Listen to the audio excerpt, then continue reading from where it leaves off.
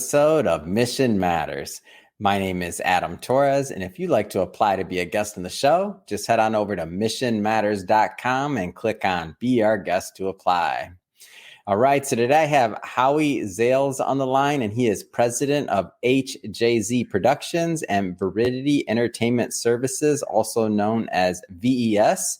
And he's going to be an upcoming author in our newly released book that's going to be coming out later this year. So our Business Leaders Edition.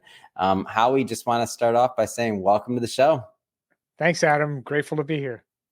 All right, Howie. So I know that you are an expert in this space, everything streaming and production and otherwise, and I'm excited to go into your background. I also want to know a little bit more about, kind of what the company did during the pandemic and how that looks, how you were able to help with connectivity for many businesses and events and functions out there.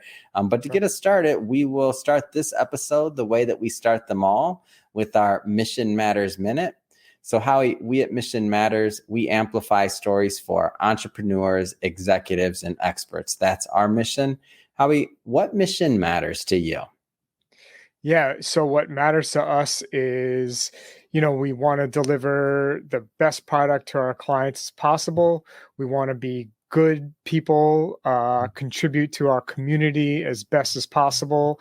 And we just want to, service our clients and our community. It's awesome. Love bringing mission-based individuals and entrepreneurs on the line to share, why they do what they do, how they're doing it, and really how do we all as entrepreneurs and just as individuals out there, how do we all learn and grow from that? So great to have you on. I guess just to get us kicked off, where did this idea of entrepreneurship or being an entrepreneur, where did all that start for you?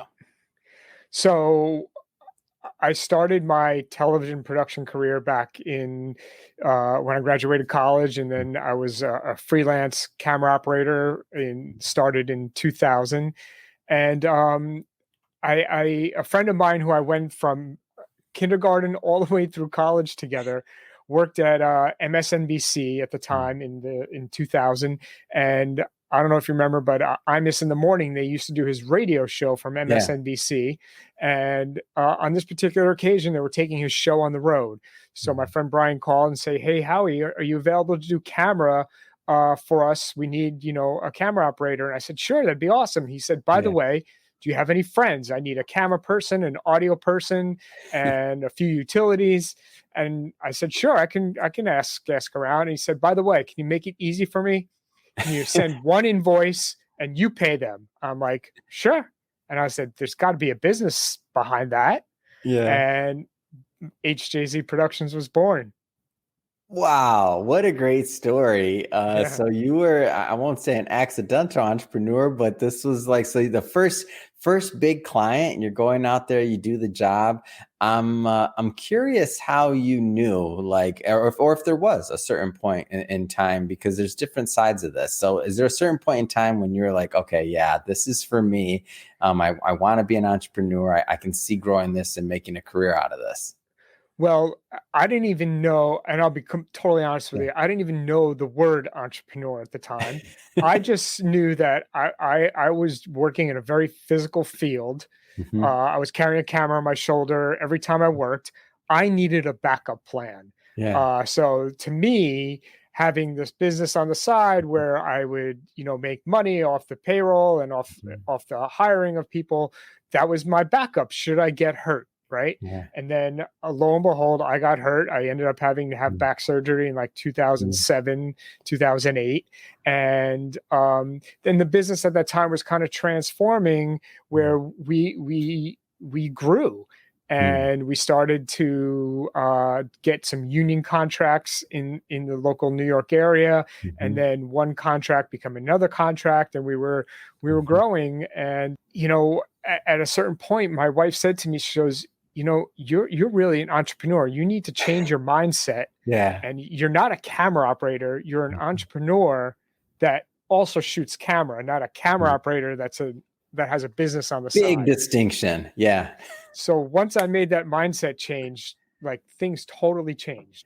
What is, if you could go back to that earlier, let's say Howie that didn't know he was an entrepreneur but was doing it, which by the way, these are my favorite stories. So for me, because that's like to me, it takes it back to the fundamentals of, trade, right? Like where you have a value, you have a service, you're doing it, and you get money in exchange for that. So I love it. I love stories like this.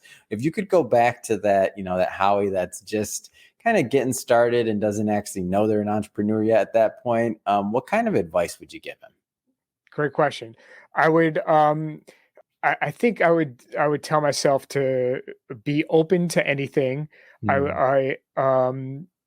I would have, like, in school, I would mhm, have taken more courses. My strength is not writing, and I mm, feel like I shied away from that. So the advice I would give to people is whatever you're not good at or whatever mm, you need help with, is that's what you need to pay attention to, because yeah, somewhere later in life you're going to need that skill, whatever avenue, whatever job you do. Whatever you're deficient at is what you need to go after and make yeah. yourself better at.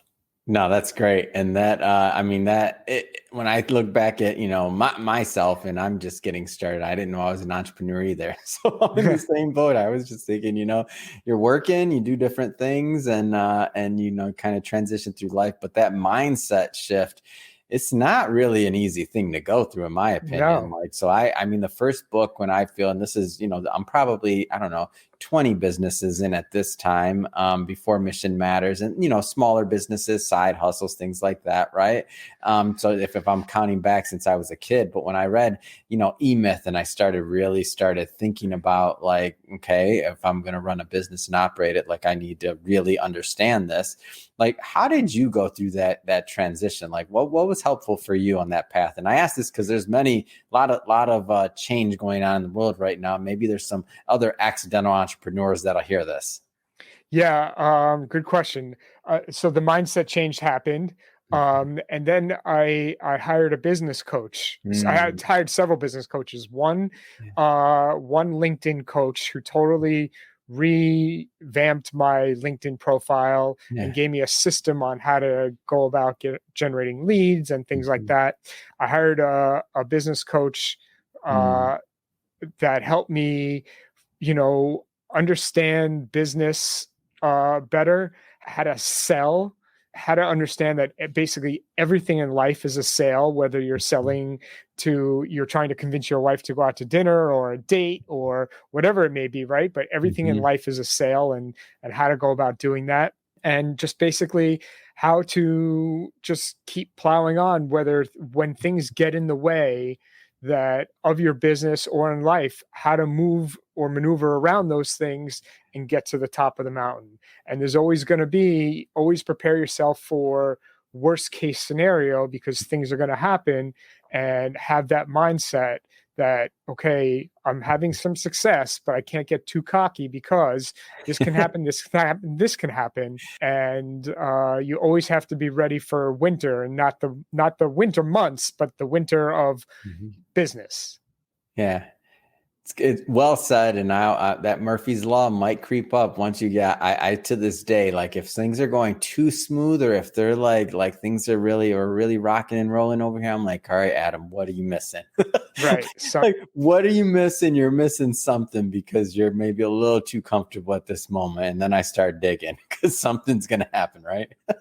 yeah, All right. I want to switch it up a bit. We'll jump all over the place here, but I sure. want to switch it up a bit. So, I want to touch on the upcoming book and maybe some of what the ideas that you'll propose there. And just for the audience, just so you know, we're only going to touch on this today, but we will be bringing Howie back on the show, and we'll do once the book is live, and we'll do a deep dive into his writing and also into the book as well. So just get us started there, Howie. Like, what are some of the ideas that you plan to propose in the upcoming launch? Yeah, just talk about our business and entrepreneurial journey and things like that. Yeah. I feel like the one of my favorite parts about putting out these books and also about showcasing stories of the individuals is that we all have, and I know you're, just through your work, not just yourself and what you create, but also through, the, thousands of ideal individuals you've worked with throughout your career, is the idea of like capturing a story, whatever your format is, right? Whether it's, through camera, video, audio, or book, like the power that a story has to move and to reach different audiences. How do you kind of tap into your own creativity? Like whether it's writing or otherwise, like how do you tap into your own creativity to tell a good story? Yeah, I feel like I'm most creative very early in the morning. I Mm, get up at 5 o'clock in the morning every day, or I try to as close as possible. And when it's quiet, I try to get most of my creative work done. I mm, find that when I'm in the gym, which is in our house, working out, my mind does not stop, and I find that's when I have the most ideas and the most mhm. creative about business as well. Great. I always come up with ideas in the shower. That's me. I don't know how. I'm taking a shower and I'm like, oh, that's it. All And right. also right before I'm about to fall asleep.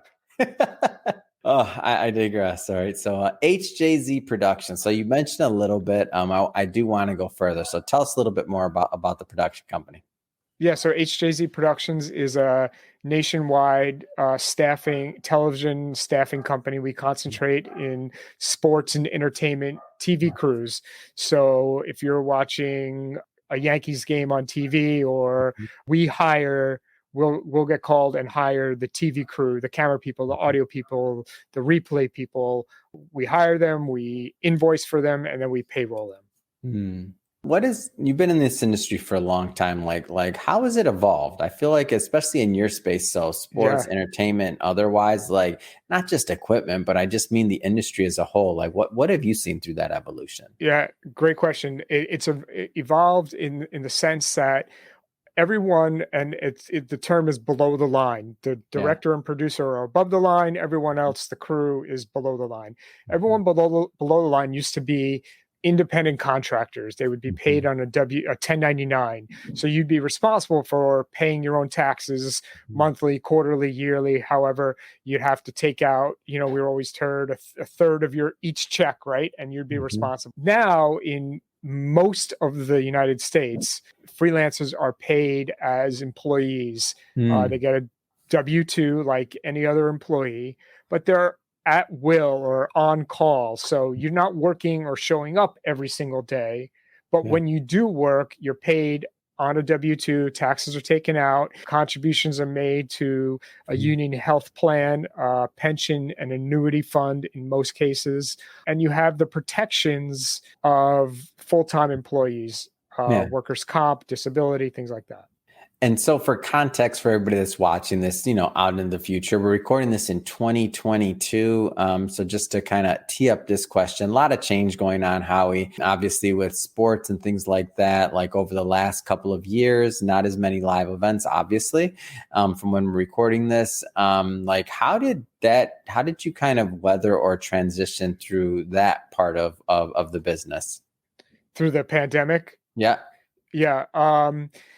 So on March 11th, 2020, for us, that was Mhm. our last event. Everything just stopped. Yeah. And no lie, it was difficult. Yeah. The one saving grace for us is we always we have to pay our people before we get paid. Yeah. So at that point, we were waiting on a lot of money to come in. Mm. So the fortunate part about that time period, we had money coming in because we had done a lot of work. So that was one advantage. Yeah. And I think our company was the first company to put on a production in June of 2020, and that Wow. was the graduation of the West Point cadets. We were Mm. hired by West Point to broadcast or live stream the Mm. graduation because the parents weren't even allowed to West Point for Mm. the graduation.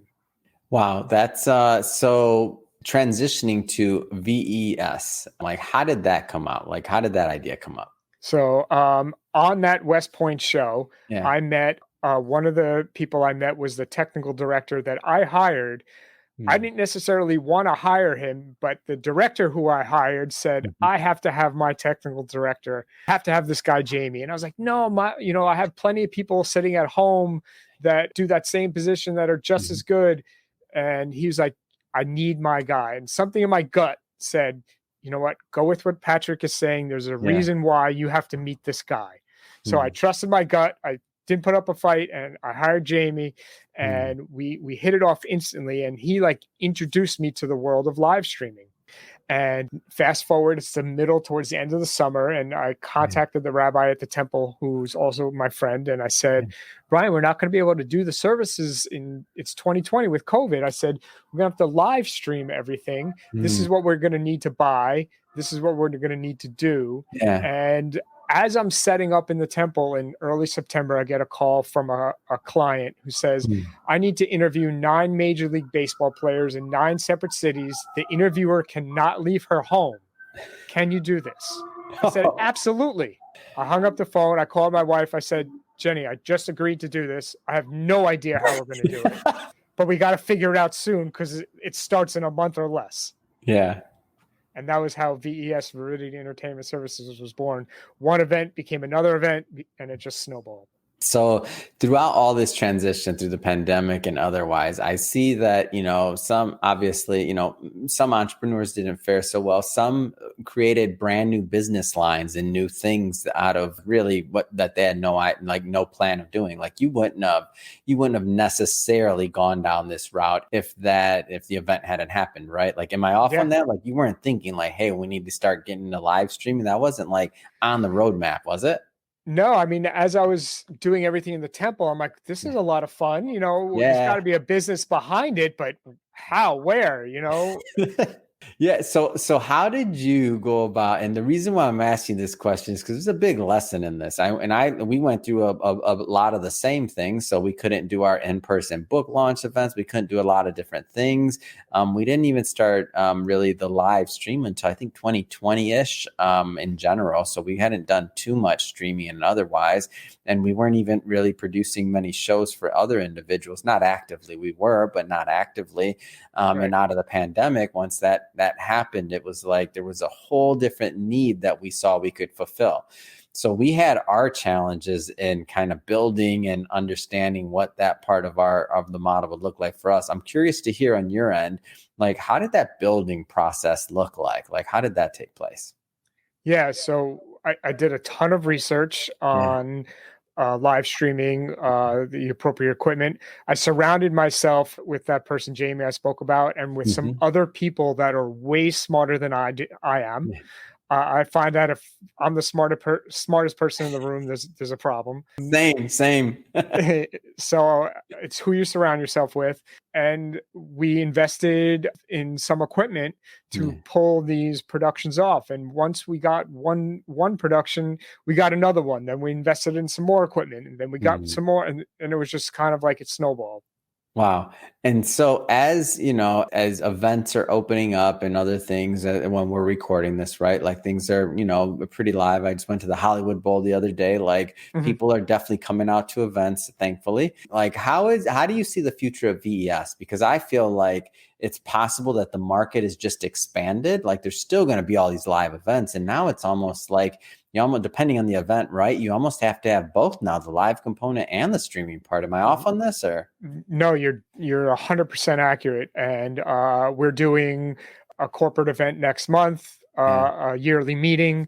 There'll be 50 or 60 people in the audience at I think the venue's a hotel in New York City, and we're handling the virtual component. But the virtual component also it's more of a hybrid, right? Because Yeah. yes, we're streaming it out, but we're also sending the camera feed to the screens that are inside the venue, Yeah. and also providing the audio that is inside the venue. Yeah. So we take care of all of the production, and it gets split between the in-person and the live stream. And so you mentioned, this was for a business event. So, which brings me to my next question: What are the type of companies that you or events that you work with on the streaming side? Yeah, we've done events for Xerox, Ray-Ban, Lixil, which is American Standard. We've done Yeah. other corporations and companies' yearly meetings. We've done sporting events, Mm. corporate interviews, um, live streams that go into the college football playoffs that just talk about the game, and with like Mike Tirico and Doug Flutie, they talk about the game, and then the live stream ends and the game comes on. Same Yeah. thing for the Final Four with Charles Barkley and Magic Mm. Johnson, things like that. So a lot of executives watch this, and as they're considering how live stream fits into their organizations, going forward, like what are some ideas or what are some thoughts as you're now? Because now maybe pre-pandemic you were just dipping your toe in the water in this space. Now you're the guy. So so I'm interested from your point of view. Like what are some things they should be thinking about as they go into planning maybe these live/streaming events? Yeah, it's how do you engage the audience that's not there, right? Do you use QR codes? Do you use polls? Do you use tag boards, which is a Yeah. way to interact social media into an event, maybe not a corporate event, but a different type of event? How do you engage the audience with the use of video, pre-produced video pieces to roll in, the use of slides so you're not just staring at the same person Yeah. talking for 40 minutes, things like that. So the thing is that it can be an interactive and entertaining experience. This isn't just Yes. get on a Zoom call and talk, right? Like that's what I'm trying to take away from this. Like there's Yeah. a way to do an event and then there's a way to do an event, right? Yeah, and we're talking that these events could be the quality Yeah. could be broadcast on TV. That's the quality of some of these events, and the more interesting and the more attractive you make it to the audience, the better it's gonna play. What's a like if you can give an example maybe of just something that stuck out to you, whether it's audience or engagement wise, in a way that maybe it could be a client that you had, or it could be anybody really, or just something you saw that like when you're like, oh yeah, this worked out well. This form of engagement really got a lot of traction with the audience and created a meaningful experience. Anything stick out for you? Yeah, and it's what's happening now with the live stream industry is the live shopping, and if it's done right, where you can be on your mobile device, your iPad, your computer, whatever, and literally just buy from the screen and just touch the screen and it goes right to your cart. To me, that is like it's like going to be I think a $250 billion business in the next year or two. Yeah, that's awesome. That is. And that, I mean, how much more engagement can you get, right? Yeah, I mean, and then it shows the up. watch time, they say the watch time of individuals watching each stream is, 15, 20 minutes long. And that's huge. That is huge in the world of 15-second cuts, right? And right. That's huge. Nobody's sitting down to watch a necessarily longer program. So that kind of watch time is that's legit. Yeah. So going forward and just from your vantage point, so we have what interests you just in the space? So the shopping's one of them, or the live. Anything else that just sticks out, not just in streaming in general or events in general, like that just sticks out to you from your vantage point? Yeah, we're getting into the hope is we're going to get into some sporting events that are like track and field, some sporting events that want the broadcast but don't have the money to get on TV. Yeah, but they're in the kind of that middle gray area that they can afford the production but not have a full-fledged TV production. Oh, that makes total sense. So you're expanding the market there because the margin might be there. I mean, they may be able to do it, but now, as costs, as efficiencies, as different things change, then who knows? Maybe it could be different other sports that didn't get the same recognition that are going to be great to promote the sport and the athletes, of course. But then there's going to be these little cottage advertising or other industries that sprout up from it, right? Yeah, and our hope is we can take some of these internationally where, let's say there's a track and field meet going on in the Bahamas, right? Mm-hmm.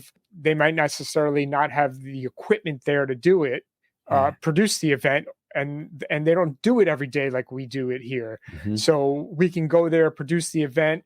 They can advertise with us with their, their vacations and their Mhm. tourism, Oh, for and sure. so it's just, it's the perfect marriage. Ah, totally. That's great. I knew, man, you're innovating over there. Come on, man. It's great. It's great. And I see it too. And you can see, and when I think about different ideas and different ways to do things, and also one of the things that, as we've gotten to know each other, just your traditional TV background and understanding the model and being able to bring some of the things that, what's old is new, right?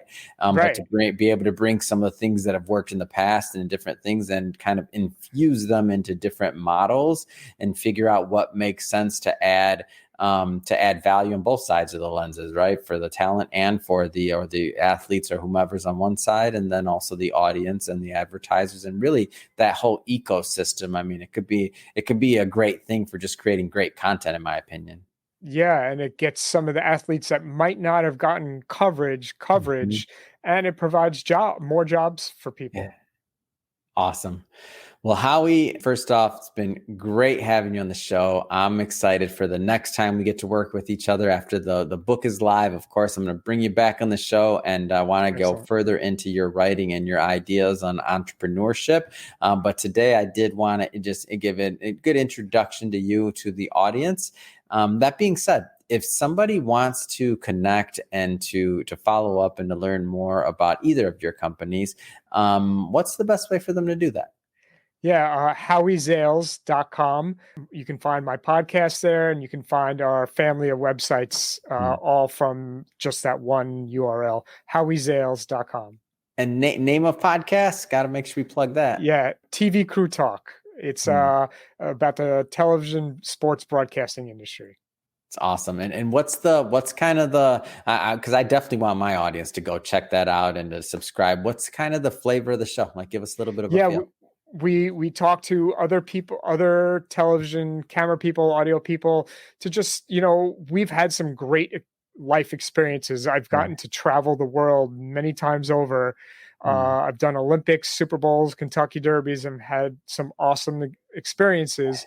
So I'm just trying to draw those other experiences out from other people like me. What's one of your favorite moments from just being a host? Like, what's any stories or anything stick out? And I know that's the most unfair question to ask any podcast host or host of anything. Which one of your children are your favorite? Which interview? No, what, anything that sticks out as like one of those memorable moments that just you got with you. Yeah, I had my good friend on the show, and we were kind of reminiscing about, I call her my TV road wife. Mhm. We traveled the world together, just reminiscing about our all of our travel stories. Oh, that's awesome. All right. Well, we'll be sure to put all that information, all the links and stuff to your site and otherwise in the show notes so that our audience can check out your show and go and check you out as well and the company.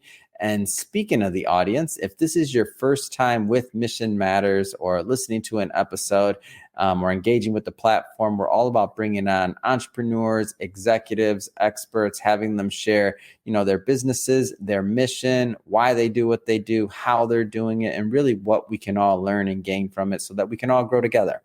If that's the type of content that sounds interesting or memorable to you, we encourage you, hit that subscribe button because I have many more mission-based individuals coming up on the line, and we don't want you to miss a thing. And Howie, again, great having you on the show. Until the next time, thanks again. Thanks, Adam.